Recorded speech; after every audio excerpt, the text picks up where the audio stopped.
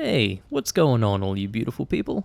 It's Colossal Kiwi here, and I finally got a chance to sit down and have a one-on-one conversation with the one and only Jonah Scott. Very talented voice actor. He is the voice of playable protagonist Aiden Caldwell in Dying Light 2, and you may also know him from some roles in certain anime series like Ledoux from Beastars or Johnny Bolt from Super Crooks. Anyway, I had a really good time just having a chat with the guy and getting to know more about him, and I hope you'll enjoy listening to our conversation as well. The next episode is with the legendary Gamer Mum 1969, the mother of the Dying Light community, so you have that to look forward to, but for now, enjoy a conversation with Jonah Scott.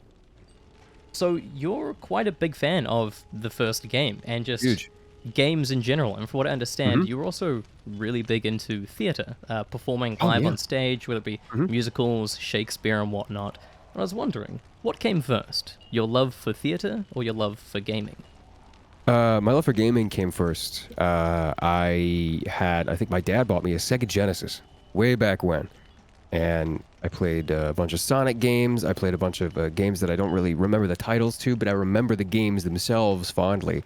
Grew up, got a PlayStation 2, got an Xbox 360, and I played through, Oblivion. I've grown up through most of the major game releases, and I've been an avid gamer my entire life. It's been basically a hobby for my whole life, and I've wanted to be, a content creator and that kind of thing for a long time, but that kind of thing wasn't really accessible to me when I was like 13. Nowadays, you guys can hop on, make a YouTube channel, and start doing whatever you want. If the algorithm chooses you, then you are successful. But instead, my outlet for my creativity and my urge to be in front of people and to work a crowd came in the form of theater. And I studied theater since I was 8 years old. I went to a performing arts school outside of my regular high school curriculum. After that, I would go to my performing arts school, and that's where I would learn acting and singing and dancing. And I then moved from that, got a degree in musical theater, did more singing, dancing, and acting. I would do 6 stage shows a year. Just to, that's just what I did. I couldn't think of anything else that would be able to stimulate me as much as that. And then I did Shakespeare for a period of time. I did the Cincinnati Shakespeare Society. And then I was still in college at that time. And I'm like, I don't know what I'm going to do with my life. But I knew that I really liked video games. And I realized, with the help of my girlfriend at the time, that I could do video games and acting. And it kind of blew my mind at the time. I tell this story all the time, but the time I vividly remember, I could be a voice actor, is I was playing Titanfall, and I was hearing Matthew Mercer, who's one of my favorite voice actors of all time. Love him. Never met him in my life.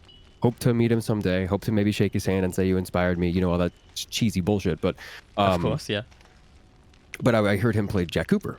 And it was a character that was real, as a character that was down to earth. In a first-person perspective, that's kind of hard to put a lot of personality in that, because with games like Uncharted, you have third-person animation, things that you can look at, and it's like watching a CW show. You have emotions and real raw motion capture and things like that. But with this, I didn't have that opportunity. So I was able to really connect to Jack Cooper just because of Matt's voice. And my girlfriend at the time was like, you sound like him. And now that's kind of like a meme at this point, where I sound like, a bunch of the baritone voice actors, Troy, Matt, Roger. I sound like them, but so does Ray Chase. So does a bunch of other voice actors. So I'm not the only one.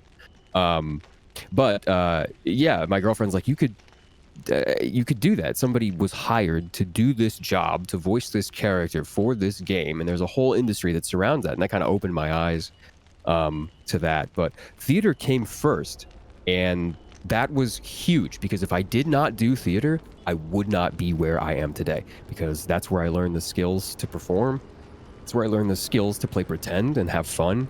A lot of people think acting is this big, grandiose, metaphysical experiment in the human psyche, when in reality you're just doing what you were doing as a kid, playing Power Rangers in the backyard. You know, you're pretending, right? You're playing D&D. Yeah.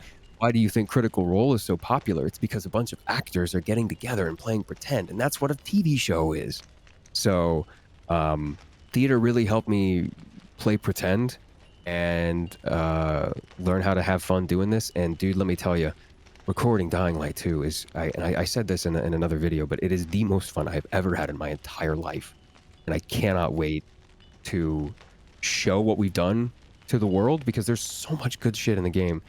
And I can't wait to keep going and innovating. And they have said stuff about DLC, so hopefully they'll come back to me and be like, hey, you want to come record and add more to Aiden and things like that. But yeah, it was a lot of theater, and I thank. I'm gonna name drop here. Nobody probably knows who Go he ahead. is, but Joe Moss is the man who taught me how to act, and I really wish I could go back and say thank you. I don't know where he is or what he's doing now. He also taught me culinary stuff. I went to culinary school for a year. I did hear about that. Yeah. Yeah, but he taught me how to act, and I cannot thank him enough for putting me on the path that I'm on right now. Oh, shout out to him. That's awesome. I can actually relate to a decent amount of what you said, because I was also very into drama, doing it Really? through school since I was about 12, and also performing arts school outside of Oh regular my God. school as well. So I was also doing Shakespeare. I think I was competing in, there was some national New Zealand Shakespeare competitions. That's awesome. Musicals and Did whatnot. you do sonnets and stuff? Yeah, we did. Absolutely. Okay. Yeah, we Cool. did little Yeah. unique productions of like mashups of like Rocky Horror Picture Show and stuff as well. And after a while, I began to outgrow it. I realized musicals are not really for me. I had a lot of fun doing them and made a lot of friends doing it. But it really equips you with some transferable skills, because initially when I was younger, I wanted to be an actor, and YouTube wasn't really much of a thing. And nowadays, it's what everyone wants to be. You ask any child what they want to be. They want to be a streamer. They want to be a YouTuber, because that barrier to entry is so low. Anyone can start doing it if you have a cell phone. Right. But I wanted to be an actor, and I thought, yeah, okay, maybe it's not really for me, but I still feel there's something here. I like performing. I like being in front of people. And I started studying business. I did a business degree at university. And I realized I'm really good at these presentations. Like, a lot of people struggle with public speaking and whatnot, but that was my absolute favorite part. And the only reason I was good at it remotely was because of those skills I learned from drama. And I also feel like that transfers to making YouTube videos as well. It's a little bit different talking into a camera, but it gets you feeling a bit more natural, sort of reading from a script or whatnot, or just, being a bit more animated with the way that you present information, the way that you speak. And I guess shout out to drama school in general. Like, if there's anyone out there who's been considering doing it, you don't have to do it because you want to be an actor. Like, there are so many transferable skills that can help you with your confidence and other aspects of your life. Really good point. Yeah, I learned social skills. I learned how to work as a team. I learned how to do multiple jobs for one thing. I would play multiple characters. I would work in the shop. If you're doing a theater school in college, you have to work in the shop. Even if you're an actor, you have to go back there and cut some wood and paint some things. You learn memorization, interacting on stage with other people, like the Dying to Know stuff. Here you go. Here's a fun example of crossover. Dying to Know isn't voiceover, and the reason that I feel comfortable in front of a camera and in that capacity is it was shot on a stage, and I felt like I was on stage again. And it's easy to have those skills translate, because it's really just one camera. We're not shooting a movie or anything. It's just one camera. You just cheat out to the camera like you're cheating out to an audience, and it's easy. And that stuff translates to public speaking. That stuff translates to customer service. That stuff translates to retail or doing presentations, like you said. It's a lot of feeling comfortable in your own skin, and drama really helps people get out of that. And I feel like that's a dying art. With like people being so shut in and just wanting to be streamers, and like, yeah, you could be a streamer, but when you turn that camera on, are you just going to mimic the streamers that you like? Or are you going to try and innovate on a genre and, use the base of skills that you have, right? It's a really different beast. I would watch streamers. I watch, Hassan, Seagull, a bunch of other streamers that I really enjoy. But I don't mimic them. I don't try and copy them. I do my own thing and be my own person. And theater has helped me become very comfortable in that. Yeah, like you in theater, after a while, you begin to build your own stage presence just through your portrayal of Right. any You have character. your own There's something brand. that's uniquely you about the way that you portray that, and that definitely translates through to your online presence on platforms like Twitch as well. Yeah, exactly. It's go take a theater class, guys. Go take an acting class. You don't have to become a professional actor to get a lot out of it. 100%. I don't use geometry, but I took a geometry class and I learned a lot. So There you go. So you obviously big into gaming your whole life, got really big into theater. Through that, somehow ended up in culinary school as well. And then I believe you ended up getting into sound design as well. yeah, when I moved to LA, this was about 4 or 5 years ago. When I moved to LA, the work just didn't happen. I consider myself a talented guy, but that doesn't mean that the work just falls in your lap. And I had to make a lot of connections, and that stuff takes time. I slept on the floor for a year in LA. I was broke. I was eating beans. I had a CRT TV in 2016. It was rough.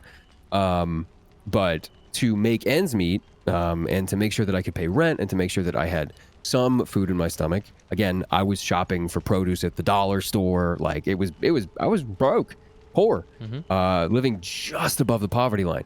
And in order to make ends meet, I would get on my computer, and I had some connections back from when I used to do indie work online, and I would pitch myself as a sound designer, and I would get into my DAW, and I would make sound effects for TV and movies and film. I worked with Disney at one point, very briefly, but yeah, it was a way for me to help other actors as well, because when you're a voice actor, your business card is something called a demo reel, and the demo reel is basically about a 60-second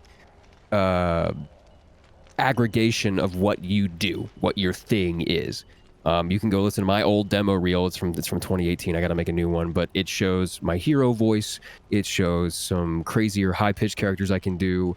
It shows accents, and it shows my normal voice. That's pretty much all you really need. And I made my own demo reel. People saw that, and then they came to me and they're like, "Hey, dude," people in LA who are actually working, like, "Hey, dude, will you help me make my demo reel?" And I'm like, "Of course." That'll be this amount of money. Yeah, I can help you make your demo reel, but can you please feed me? Yeah. So that's how I made a living. I got to work on a bunch of audio plays and things, and it wasn't in an acting capacity. I was not an actor on any of those projects. Some of them I was an actor, and then I pitched my my sound design as kind of like a side thing. But most of them I was just doing sound design, and then if they had a role pop up or whatever, I would do it. And that would be like an incidental or something. But yeah, I did sound design for, I want to say, a year and a half, sound design and streaming for like a year and a half. And that was how I, quote, made money, unquote. I didn't make a whole lot of money doing it. Would the skills, I suppose, really help you then, being on both sides of it, like being an actor, working in sound design as well? Would there some transferable skills that still help you today, like working on games like Dying Light 2? Oh, very much so. Because I'm a sound designer, the efforts that you do that I did in Dying Light, we did. I am no cap 10,000 plus efforts for Dying Light 2. They have a bank. The sound designer told me this at one point.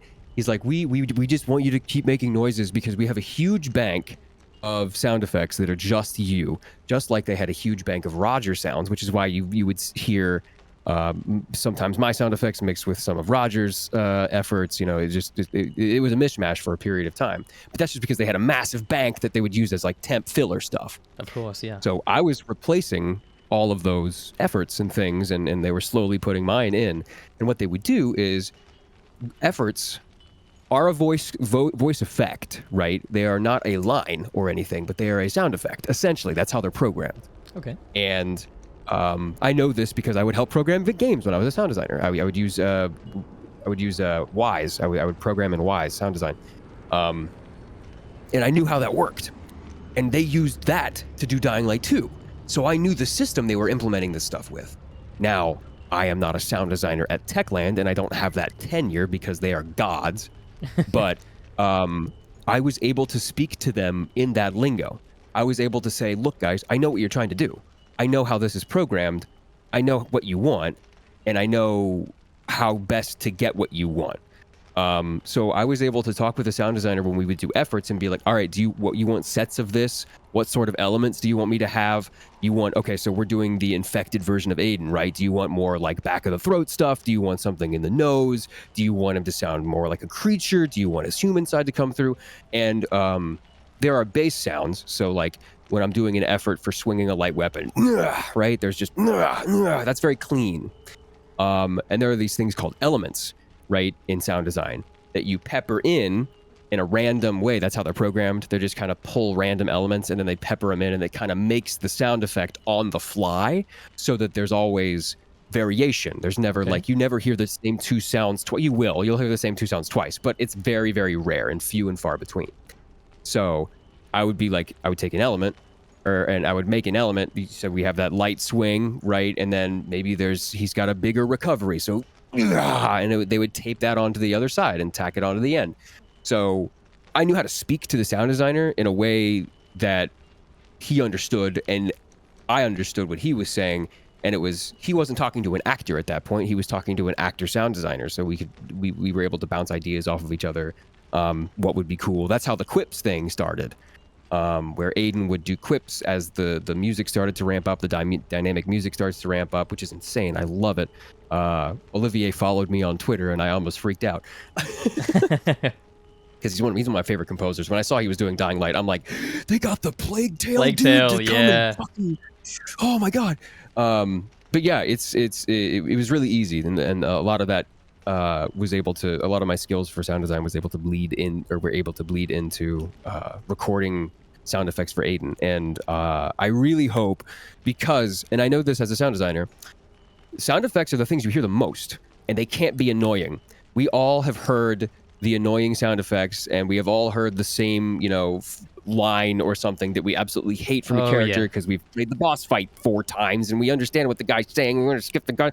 Like, I know how annoying some sound effects can be, but I really tried to make everything unique, individual, and this is the big thing.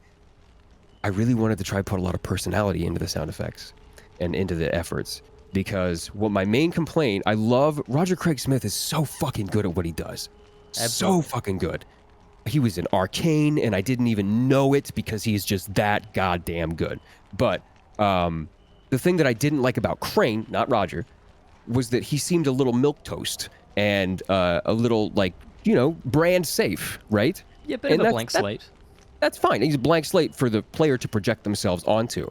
Exactly. But we have a very specific story in Dying Light 2, and a specific story with many emotional and physical branching paths. And in order for the person to be invested in that story, the character needs to have a lot of personality. And this was a point of contingency with a lot of some of the not the director, but the dialogue editor. They really didn't want to have too much personality. And I didn't fight or anything like that, but I had to make sure, I'm like, guys, the Western audience is going to respond to this very much so. And that's how I was like, just try the quips out and listen to people's response. And they're like, okay, we'll try them. And then that went to the playtest, right? And a lot of the people who came back and did reviews from the playtest and put their gameplay and stuff out mentioned those quips. And they were like, this sounds really good. I love how I feel like I'm playing. It's like, you feel like Spider-Man, you feel like you're parkouring. You feel like Aiden is blowing off steam in between missions, getting from one place to the other. And like, he's enjoying it. So when you're playing the game, please listen to how much personality I tried to put into Aiden in order to make him feel like a TV character, like a movie character, like somebody you would see in a CW show or somebody you would see in a AAA movie. I tried to have that in his voice, where it wasn't this static, blasé, white bread, milk toast, dude. I wanted him to have agency in the story.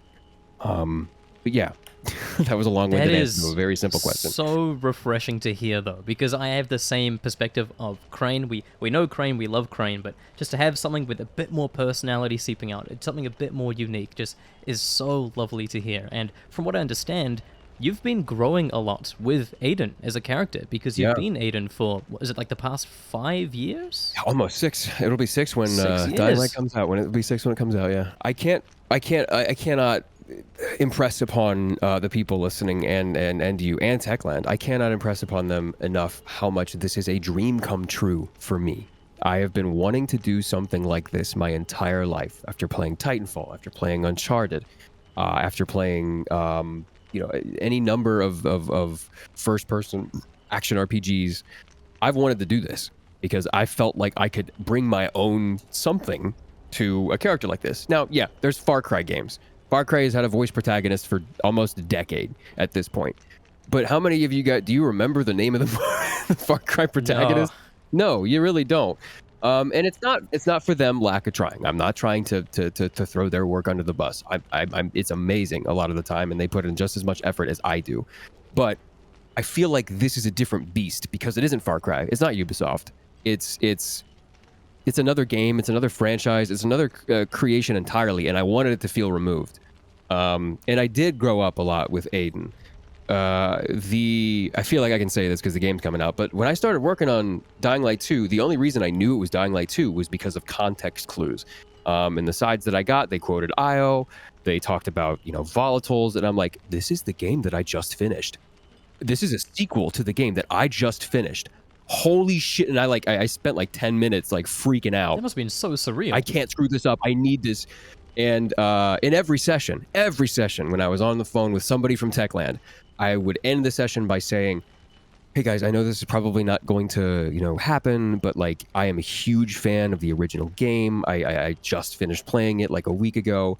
If there's any way that I could be in the game, if there's any way that you could like throw me a bone or something and maybe I could voice some NPCs, that would be a dream come true for me and I would really appreciate it. And I tried so hard whenever they were on the phone to show them how much I cared. Like I showed them the figure I got from E3. I showed them a hat that I had bought. I showed them some like concept art that I bought. And I'm like, look, I'm a huge fan, guys. As we started doing more temp work, they kept bringing me back in, and it wasn't until the first episode of Dying to Know, I went to Poland and I was in my dressing room and we were interviewing a bunch of developers that day, and 6 to 10 developers flooded into my dressing room and they gave me a group hug and they said, it's our Aiden. It's our Aiden. That's all I would hear. It's our Aiden. Oh my God, I've been hearing you for years, and you're here, and Wow. you're our main character. You're fantastic. You sound amazing. I started crying.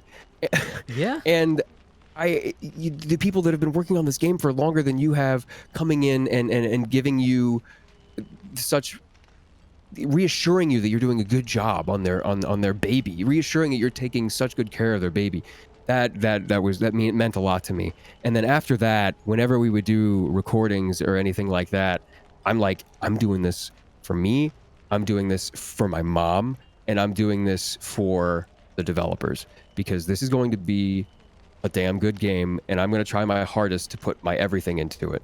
Some of the efforts and things like that, some of the cinematics that you guys are going to see, it's raw, it's intense, it is some of the most acting I've ever done in my life. It's like an action movie, guys. It's insane.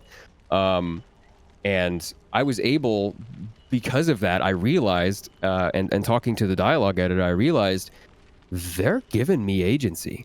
When we started recording, the dialogue editor and the story editor were on the thing. They're like, we're gonna narrow some things with his personality down, but Jonah knows this character best. Jonah knows what he's doing with Aiden. And I was like, really? Like, oh my God. It's one thing when somebody in the Dying Light 2 Discord is like, you did a good job as Aiden. And I'm like, thanks, guys. That really means a lot. It does. It means the world, because as an actor, I have no idea how good I am. Right. I have to wait for other people's approval. but hearing it from the story editor, that's a massive weight off my shoulders in freedom. I was able to move lines around. I was able to talk to I'm going to drop some names here too. The director, Keith Farley, who directed Call of Duty. He directed Final Fantasy 15. He directed a bunch of he's directed me several times before, but we were on this game for a while. He's great. He's an actor's director. He really treated it like a stage production or a movie, and it was for that I will never be able to thank him enough. Thank you, Keith Farley. And David Bergantino, who is an incredible horror writer, and he was the localization guy. He was the guy that was able to take what the story editor did and then localize it, and then it would go through my filter and be like, this is how Aiden would say it, and then he rewrote it to make sure that it was perfect. And that's how we got some of the good lines, some of the really, really fun stuff, some of the referential stuff, because I know David played Dead Island. I know David played Dying Light. Like, everybody who worked on this game has played it before. And it's not like to make a very subtle shaded reference, we aren't working with corpo suits. Like, this is a fan's game. And I hope people realize that. But I was able to put so much fun into Aiden, and I was worried they wouldn't let me do that. But after a while, they kind of caved, and they're like, yeah, it seems like people really like it when Aiden is having fun. So Nice. That is incredible. Like, anytime you speak about the work you've done with Dying Light 2, it is so clear, it is so evident that this is a genuine, like, passion project that means so much to you. So that's just fantastic to hear, and I'm glad it's all led up to this. World. I mean, who knows where it's going to go from here, but in the meantime, let's enjoy Dying Light 2, and of course, I'm sure you're going to get so much feedback from that as well. Yeah, I hope so. Now, getting in touch with Techland, how did that happen? Did that happen through George? Is it George Ledoux? Yeah, George Ledoux. So I'm actually going to, I don't know when this is going to air, I'm actually going to MagFest in January, and I'm going to meet up with George for the first time. George Ledoux. And another guy, Trendane Sparks, another voice actor. Trendane sent me a DM on Twitter. It's like, hey, dude, we have this voice acting kind of pseudo studio on Discord. You want to join? And I'm like, sure, why not? Then I started doing several projects with them, and George would put out sides and everything. And little did I know, he worked with Techland. He's in Dying Light. I didn't know that. And he's Kareem. Yes, I think he's Kareem, he's Jafar, and Bozak as well. Yeah. And I said, look, I'm willing to do whatever you need me to, even like temp work. And he's like, oh, okay, cool. And at the point, I wasn't union. I wasn't getting any other work. This was paying my rent. Techland has been paying my rent for years. But yeah, it was through George. George was the biggest proponent of me being Aiden. When I would do the temp work, he'd be like, well, I'm going to try and send them emails as much as I can, because I know this is perfect for you, and I feel like this is just your kind of character. This is what you do best, and I want to make sure that you get the opportunity to show that to them. And every time I would do temp voice work with a producer on the call, it was like I was auditioning for Aiden. I actually got recast. They tried to go and find other actors for a period of time, and I was devastated. I was crushed. I teared up that morning, and there was a hard email to read. And then a week later, George came back to me and he's like, yeah, they auditioned hundreds of other people, but they just can't find anybody that is doing it like you. And that was all the validation I think I ever needed in my life. But yeah, it was mostly George. George was the guy in my corner who really pushed for me to be in this. And there was a period of about a year where I was in this casting limbo that I could have been replaced with a celebrity. I could have been replaced with, whoever. But I wasn't. They trusted me. And for that, I will never be able to thank them. That's awesome, man. Shout out to George. I believe he's been... Big shout out to fucking George. I believe he's been working with Techland since, Riptide, Dead Island Riptide. Yep. He did some He's been work working for a long time. Call of Juarez as well. Since, I just name dropped Dead Island, and I think you know how much I love the game. Oh yeah. Was that your first Techland game that you played? What was the first Techland game you experienced? I played Dead Island in high school. It was the first. I remember when it came out because, and it's kind of sad, but if anybody's Techland is watching, you guys are way past this and you're much better than this now. But when Dead Island came out, I remember the meme videos of like running with like the floppy shadows. Yeah. People like, and I thought that was hilarious. That actually got me to start playing the game, and I realized that like it's way better than like what you guys are giving it credit for, and it was so much fun. I love zombies. I loved the combats. I really enjoyed Dead Island, and then I played Riptide and continued to play a bunch of other Techland games.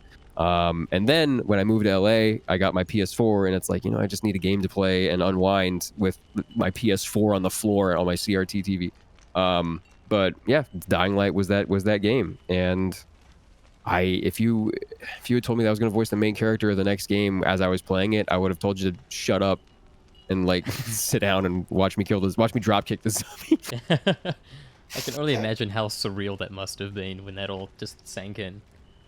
I cannot explain it. It feels magical almost. It feels like it's otherworldly. It feels like somebody else is pulling strings. Somebody else is doing this because all I'm doing is getting in the booth and doing the job. Yeah, I bet. You mentioned you were playing other zombie games and whatnot. Were you a fan of zombies in general, like movies, TV shows, anything that comes to mind that's like Dead your Rising. favorite zombie? Yeah, I love Dead Rising. I played Dead Rising. I played Dead Rising 2. Didn't have any much after that. Gets a little wishy-washy, but yeah. but I do love zombie media. I got recently Saints and Sinners for my index, so I'm gonna sit down and stream that at some point. Let's see, what else have I been playing zombie-wise? I don't know, just anything that it really has a zombie in it, I'll sit down and play, especially open world shit or like semi open world shit. God, but yeah, I'm big into the zombie mythos. I had a copy of World War Z. The Zombie Survival Guide is on the back of my toilet right now. Like. What about like movies, TV shows? Any favorites that come to mind for zombies? Walking Dead, Train to Busan, obviously. Nice. Let's see. All the Romero stuff. What else? Have you seen Kingdom? The anime or the movie? No, it's a pretty generic name. So it's a Korean Netflix series about zombies. But it's in like ancient Korean times. Think like samurais, but whatever the Korean equivalent is. I'm not too familiar with. Yeah, but it's way back then, and there's this whole thing with how like the weather kind of affects the zombies, which is a little familiar given we are Dying Light and all that. And it's just, I think it's like the best piece of like TV or like movie, just cinema in general that I've watched recently about zombies. I think it's wicked. So if anyone wants to like watch something new when it comes to zombies, I'd highly recommend Kingdom. It is in Korean, so you got to be okay with. I mean, there's probably some. I haven't listened to the dub actually, but I tend to go subs, and it's still an amazing experience. I do not blame you. For live action stuff, I mostly do the sub first, and then if I know somebody in the dub, I'll go back and watch the dub and scrub through parts. But yeah, I get you. No worries. Yeah, and I mean, obviously that kind of transitions into anime, which you've done a lot of work for, doing the English dubs. Yeah. Roles like Legoshi in Beastars. I think probably most recently is it Johnny Bolt in Super Crooks? Yeah, Johnny Bolt in Super Crooks. He's fucking awesome. I love Johnny Bolt. And from what I understand, you've also done some work in like One Punch Man, Attack on Titan, some of those. Yep. Those classic games as well. I was huge. I started voice acting in one of the things that I would do on the side is Attack on Titan, like fan projects, and getting to be in Attack on Titan in the most recent season as a plot point character, as a major character that like completely changes the landscape of the show. That was wild. I still have to thank Lauren Landa and Mike McFarland for that. They really tapped me in just as kind of like a wink and a nod to the fandom, and that was amazing. I got to play. I have a penchant for playing the cool dude. Yeah, nice. Across the media, I play a courier in Akudama Drive who is just a stereotypical cool action protagonist with a bike. I play Johnny Bolt, who's the swindling charismatic cool dude. I play Legoshi, who's the cool emotional brooding guy in the corner. But yeah, I have a penchant for being able to play the hero roles, and that is a blessing because I have a lot of friends that get pigeonholed and stuff like that. But I've slowly found myself pigeonholed into the hero stuff, which is fine by me. It works, But yeah. I can do creature voices. I can do a bunch of accents and things like that. It's not hard, but like I absolutely love working on anime, and especially in roles that I have fun doing. Legoshi, I have so much fun because it's literally just my speaking voice. Courier is basically just like this cool dude who just. That's originally what Aiden was kind of going to sound like. We were going to go with the whole Batman vibe, yeah, and we came back and reassessed, and we're like, you know what? I feel like he just needs to be this normal dude who kind of like, maybe he's a little brooding, but at the same time, he's got this Nightwing vibe to him where he can, kick ass and then come back and be like, holy shit, okay, well, that happened. Let's talk about it and let's reassess, and you go tell me to do a quest or whatever, Yeah, Nightwing, Dick Grayson, Robin. I like it. That's quite specific, actually. Yeah, but that's I can see that working. My girlfriend is a huge Bat Family fan. I'm a big Bat Family fan. And we threw out superhero names when we were trying to figure out an archetype because in essence, Aiden is a superhero. He can do super heroic things. And we kind of boiled it down to archetypes. And a lot of actors will kill me for saying the word archetype because acting is every character is different. But if you're doing something hard and fast and quick like a video game or anime, you got to rely on some archetypes to kind of get you halfway there. And the superheroes are basically this era's gods. So we point to Apollo and say, oh, that's his superpower. We point to Zeus and say, oh, that's his superpower. We know what Zeus does. Oh, we point to Hades. That's their superpower. We know what Hades does. So we point to Nightwing and we were like, oh, I know what his superpower is. I know what he does. It's like Batman light, but a little more fun, right? That's what we do. And that's helped out a lot more than you think, the archetypal things. That is such a fascinating outlook on it. I never really thought about it like that, but it makes so much sense. Mm-hmm. And I think I recall you saying as well that, because with anime, I'm pretty on and off. I'm not like constantly into it. I gravitate towards a show and I sort of move away from it for a little while, and then something else will pull me back, and I'm like, this is good. Like one of my favorites being like Cowboy Bebop, which is one where I actually preferred the English dub, and I feel like English dubs don't get enough credit in general. In my opinion, I agree. People don't. I'm putting anime viewers in a big basket here, and I apologize for that. But just to speak on the subject, I have to. There are people that are very much supportive of English dubs and watch them constantly and love it. And I get why you would not. Right? I understand why you would watch the sub, especially if it's a show that's coming out and then you want to watch it and not wait for a fucking dub. I get that. I'm a consumer of media. I'm a fan too. But the amount of work and love and passion that people put into the projects nowadays, because there's a thing we like to people in our generation of voice acting, I'm going to get a little bit existential here, but people in our generation of voice acting, people who are like, between 20 and 30, reference the older actors as the old guard. They're the old guard of voice actors. People like Steve Bloom, people like, Troy Baker, people like Nolan North, people that came before us and set up the precedent of the industry that we have now. They are also people that oopsed into voice acting to some extent. They are people that were like, oh, Steve Bloom was a producer at a major AAA Hollywood studio. And he just kind of oopsed into voice acting at one point. He I don't want to, air his dirty laundry, but he had an immense amount of credit card debt and he had to pay that stuff off. And he took jobs doing voice acting and found out he was really fucking good at it. So he just kind of let that happen. There are a bunch of other people that oopsed into voice acting as well. Troy Baker was a film actor for a while, and then he moved out here. He got into to voice acting himself and figured out he was really good at it and moved on. Matthew Mercer was a DM. He was a war gamer for a long time. He did film acting as well. And these people set up this precedent. Now, people like me, people like my buddy Jalen Cassell, people like Coy Dow, Alex Lee, Brittany Lotta, Matt Shipman, Maddie Morris, my girlfriend. Like, we have our sights set on that now. This isn't just an oops side gig for us. This is what we want to do for a living. We planted our flag here, and that's the difference between us and the old guard of voice acting, is that we this is our destination. This is what we want to do. Now, yeah, people who are working now in the old guard who are doing voice acting now, they want to stay doing this because they found a job, right? But their journey to it is different, and everybody's journey is different, but their journey to finding it is different. And because we have a destination here, because we consume the media that the old guard produced, we have an ideal. We have the perfection. This is the bebop, right? This is the Samurai Champloo, right? These are things that we idolize and look at. This is the Titanfall, right?